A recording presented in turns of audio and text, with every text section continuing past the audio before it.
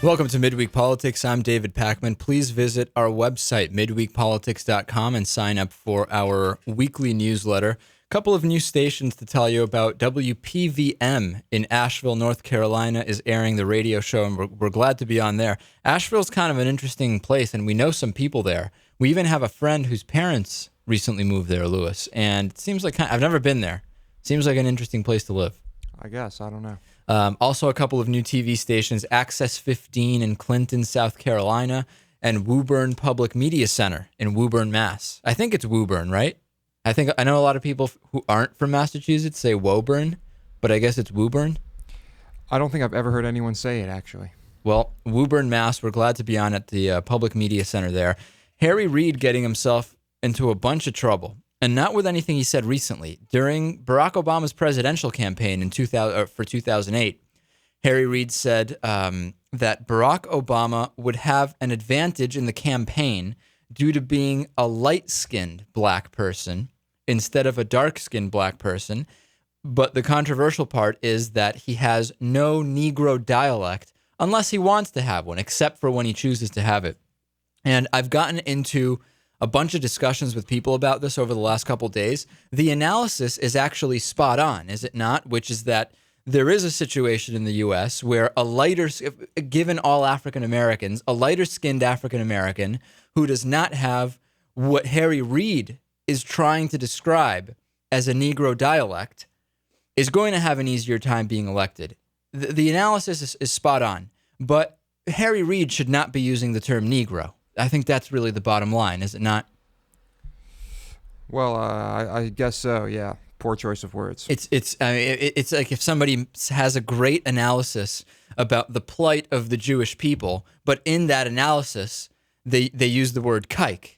I mean, it doesn't matter how good the analysis is. You're going to get backlash if you're using that word, right. and similar as if he was using the N word here. Right. He apologized publicly. There's been some confusion over when he said this. Some people who talked to me said they thought he actually said this recently, but he actually said this a while ago. The reason it came out is because there's this new book, Game Change, which was just published, and we'll get to that later. It's amazing what's in this book, Game Change, and we'll get to that. So Harry Reid, again, the analysis he makes is a fair analysis. For Harry Reid to be using the term Negro to refer to African Americans is bizarre. It does suggest racism. Whether Harry Reid deep down is a racist, hey, we don't know. What do we know? We know that Al Sharpton is doing the media rounds and being asked to decide if Harry Reid's apology is sufficient, if it's acceptable to Al Sharpton. Because as we know, Lewis, somehow Al Sharpton has become the de facto broker of apologies when anybody uses a racist term about black people. And it's not clear how he got that position, is it? I have no idea, but there's a great South Park episode about it. Well, not a show I watched, but I've heard about this episode. So Al Sharpton has decided, or rather is to decide, if Harry Reid's apology will be accepted by the black community. And again, why is Al Sharpton receiving and processing apologies when it comes to comments about black people? He himself, in my opinion, is a racist in his own right. And I have a long list. I have pages of things to point to. I'll just give you a couple. Al Sharpton incited the Crown Heights riot that led to the beating of Jews in the streets and the death of a visiting Jewish man from Australia by a mob that was actually chanting, "Kill the Jew." Sharpton also inflamed remarks by saying, if the Jews want to get it on, tell them to pin their yarmulkes back and come over to my house. This is Al Sharpton, by the way, the broker of racism-related apologies. He has referred to Jews as diamond merchants, always a classic. In 1995, at Freddy's Fashion Mart, 8 people died as a result of a rampage, again inspired by Al Sharpton's National Action Network members marching and screaming about, and I quote here, Lewis, blood-sucking Jews and Jew bastards. So this is not the type of guy that if it were me, I don't know what authority he has to determine which racism-related apologies are acceptable. No, Or do you Baffling. believe it is baffling? I don't even know what to say. In 1987, Sharpton also spread the incendiary Tawana Brawley hoax, insisting that a 15-year-old black girl was abducted, raped, and smeared with feces by a group of white men. To this day, Sharpton refuses to recant this slander or to apologize for his role in the affair. And it was a hoax. It just didn't. That never happened. On and on and on. Also getting in on the Harry Reid action is Jesse Jackson. And again, same question. He decides which apologies about black people are okay. Remember, who was the senator from Mississippi? Trent Lott. Remember the Trent Lott situation? Trent Lott made a racist comment, and a phone call was set up with Jesse Jackson. Jesse Jackson accepted the apology, and they prayed together, and it was determined by Jesse Jackson that Trent Lott was now okay. Again, Jesse Jackson referred to New York as Hymietown.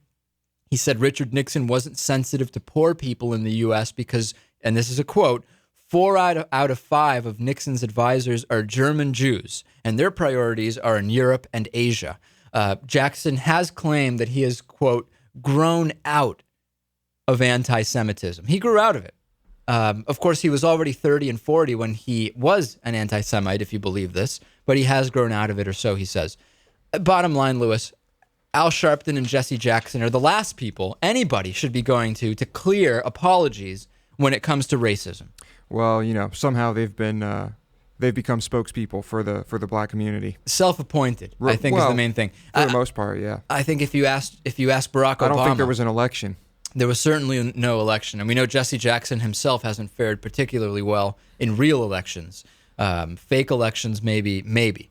Governor Tim Kaine commented about the Senator Reid comments. We'll take a listen to what he said. David, I think the case is closed because President Obama has spoken directly with the leader and accepted his apology. The comments were unfortunate and they were insensitive.